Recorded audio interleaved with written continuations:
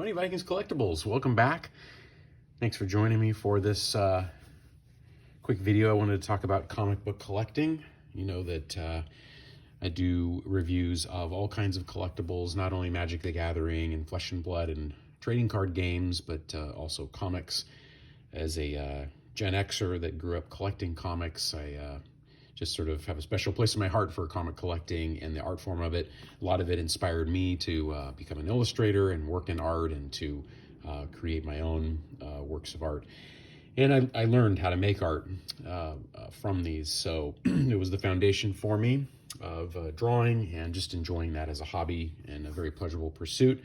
I do want to talk about 3 books today and a couple key things about comic collecting. And I'm going to compare this a little bit with trading card games. I did a video recently, many of you hopefully watched it, about some of the issues I see coming forward with trading card games and overproduction, oversaturation of the market, the proxy problem that's coming, etc. This is one thing that comics, I think, have an advantage over trading card games with. I think over the long run, a lot of individual trading cards will not be worth very much. I think that some sealed product will be worth something in the long run. I think there's going to be a problem with counterfeit production of cards. There already is probably a problem that I'm just not even fully aware of. But I think that's going to be a problem going forward.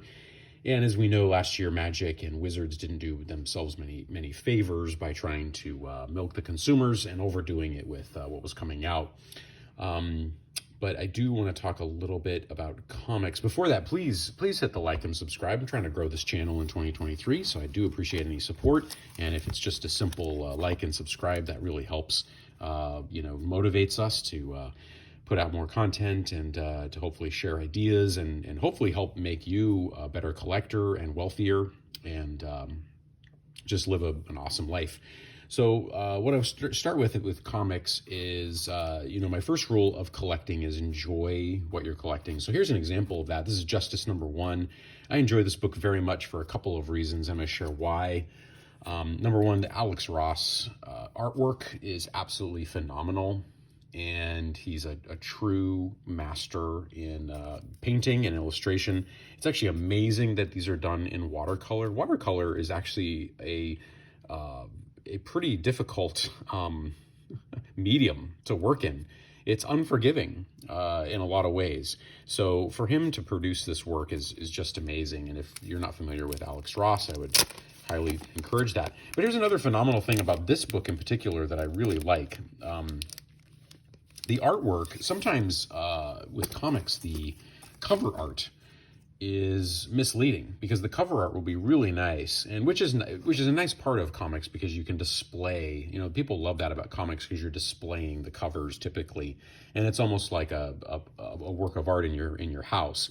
But this book has the artwork continue inside. The phenomenal Alex Ross artwork is continuing here inside the book, which is just amazing. I mean, look at how iconic Superman looks. It is absolutely breathtaking. It's not just the execution, it's the expressions, it's the way this is laid out. All of it is what people are going for when they're going into the mythology of Superman, is this look, And anyway, it just goes on and on in this book. So this is a beautiful book on the outside and the inside, which again, that can be rare nowadays. But I mean, look how cool this is. The guy is just a master. So I collect for the artist in this case, and I just think it's an amazing book. As you can see, it's just absolutely awesome inside. It's just, like I said, that's not always the case inside of comics. So the next thing I'll talk about with comic collecting, put this one aside here. It's a very nice book. Enjoy that. Next thing I'll talk about with comics is you got to talk about the keys. Okay, the keys, if you're in it for collecting and for the value. Now, first of all, again, I'm always a big fan of enjoy the book. But keys are important in comics. Those are really the ones that I'm seeing, that I've noticed over the years, that really go up in value. And this is the keys means a key issue, where it's the first appearance some character.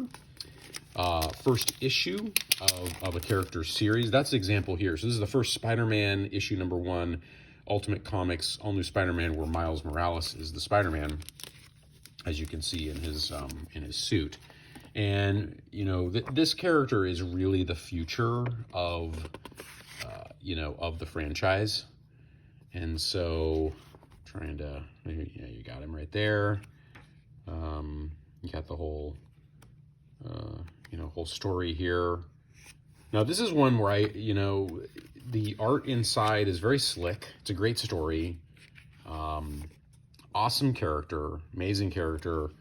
Definitely the future of the franchise. But you can see the difference in the artwork. It's very digital, you know, digitally produced, very slick, you know, which is fine, You know, people are sometimes into the story, but, you know, I can be an old school collector where I like that rough kind of pen and ink look, but, you know, you have a very slick kind of look here. So, but there you go. Key issues. Okay. Next thing I'll talk about with comics is scarcity.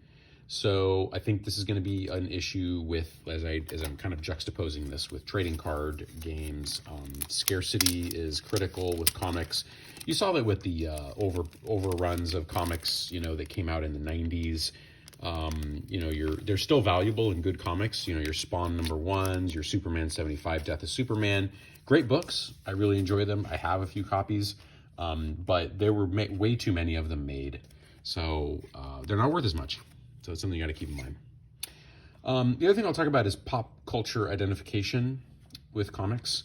So comics are good and a little bit better than card games because the card games have an intellectual property issue. I find them really awesome, really fantastical. I love the artwork. I love the gameplay. But people identify with superheroes. You know, we try to identify either with our foibles or our highest ideals. And so that captures the popular culture's imagination, all of our imaginations. So here's an issue where, you know, you have a classic Spider-Man, Mary Jane, you've got their daughter, all that kind of stuff.